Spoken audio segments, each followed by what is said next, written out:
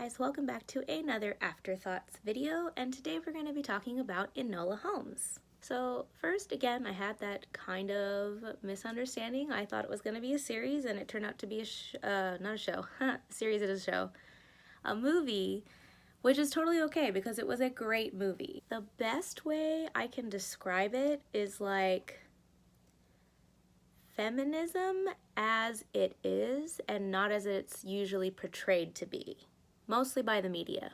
But Enola Holmes was like feminist in a not necessarily like kind of a subtle way, but also a very prominent way. But they did it so well, like it was so effortless, and that's what I think I really appreciated about it.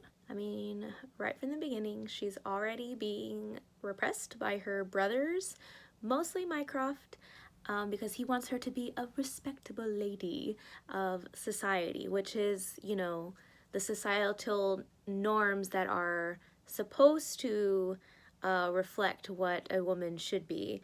And of course, this takes place in the 19th century, but this issue is still, I think, very prominent now in the 21st century. I mean, think about it. I mean, society tells you that you're supposed to, you know, grow up and you're supposed to find a husband and you're supposed to get married and have children and, you know, buy a house and all these things by the time you're like 30 or 35 or whatever. But I mean, we all know that you can do anything you want to do.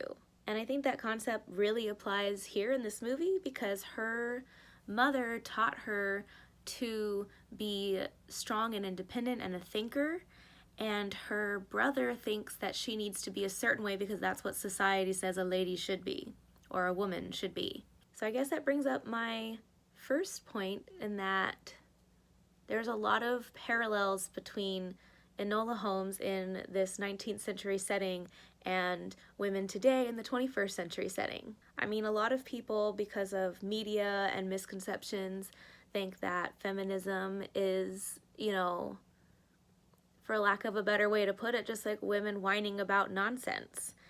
And that's not what it is at all. Feminism is, in the simplest form, just wanting to be treated as equal and fairly. It's about female empowerment.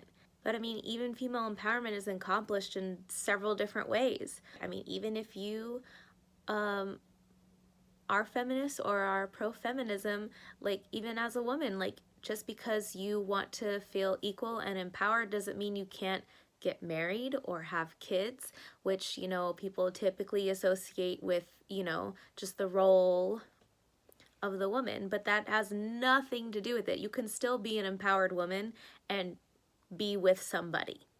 It's kind of hard to explain, but I hope you guys are picking up what I'm throwing down. I also don't mean to be super political in any sort of way, but I just think there's a lot of misconception about what feminism is, and this movie, Enola Holmes, really like is the perfect example of what it is. Moving on. So in Enola Holmes, it's really cool because, you know, she breaks all those societal norms, but not by being like a whiny teenager about it because, you know, she just turned 16. At least in the movie. I believe in the books it's when she turns 14. But it shows her breaking those societal norms by being clever and smart. And she uses her cleverness and her wits to rise above all the injustices that are thrown at her right out of the gate at the beginning of the movie.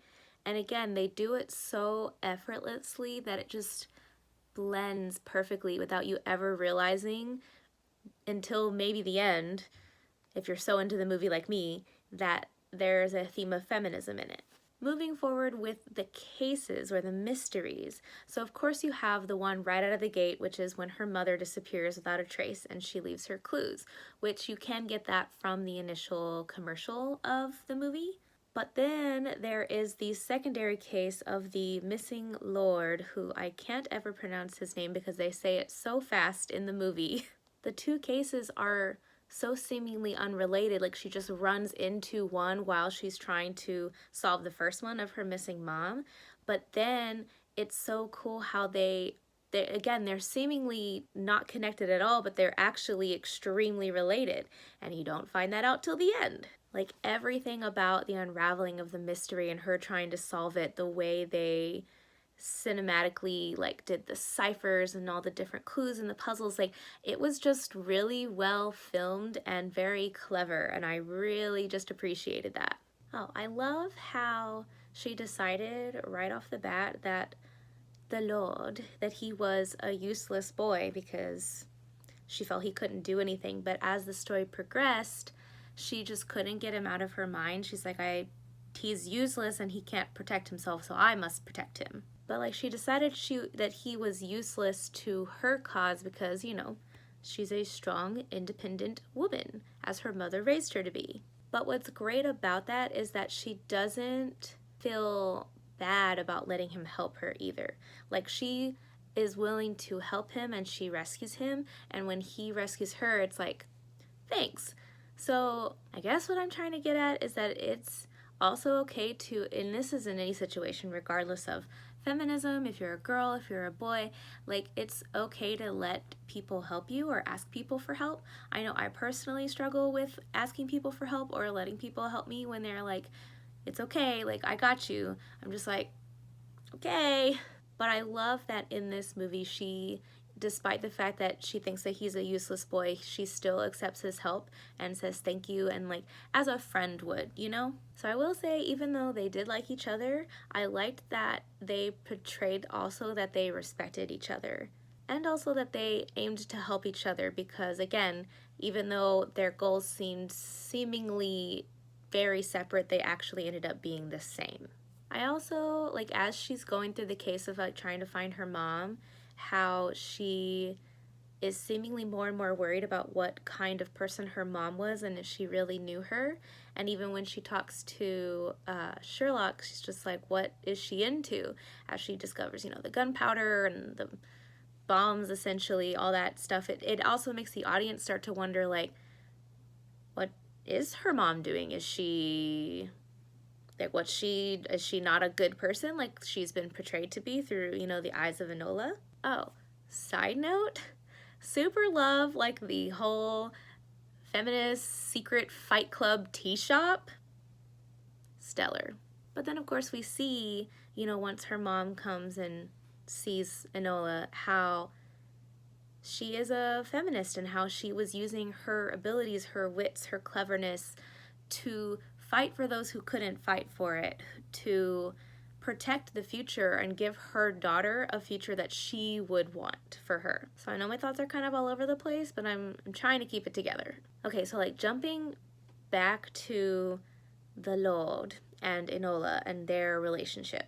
So I knew that they weren't going to end up together, even though it's very clear that they like each other. But just as in life, just because you like somebody, and even if you like each other, and even if you're like totally meant to be, it doesn't mean you're going to end up with that person. But you know, like again, it's so obvious that they like each other, but she opts not to stay with him. And instead of being upset about it, he's just like, okay. I think it's because he respects her, and because he respects her, he agrees to let her go. Because at the end of the day, he does love her, but because he loves her, gotta let her go. Now, of course, if anybody has seen any of my other videos, you know the rom-com lover inside of me was a little sad that they didn't end up together. But the realistic side of me, like the independent person inside of me, was like, this actually was probably the ending that was best. I mean, after all, speaking from just like a real world perspective, if I was in love with somebody and that person loved me, but I decided that there was something that I needed to do to be me, to, you know, be myself in the world, then I would hope that the person that I cared for wouldn't try to hold me back just because, you know? They should just let you spread your wings.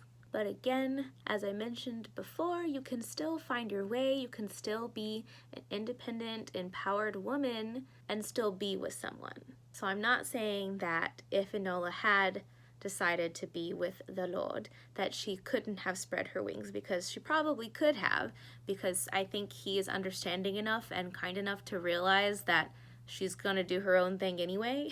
But I think, especially after I kind of figured out the whole theme of the movie and the progression I thought about the progression of the movie, it was probably a better ending that they didn't end up together. So yeah, I think that's all of my points. It's a very long movie. It's 2 hours, so it's really hard to think back and pinpoint exactly like everything that I felt and that I thought, because I felt and thought a lot of things. But the overall feminist theme of the movie again was very well placed without being like what people think of feminism as to be, as whining. It was very like prominent but well blended.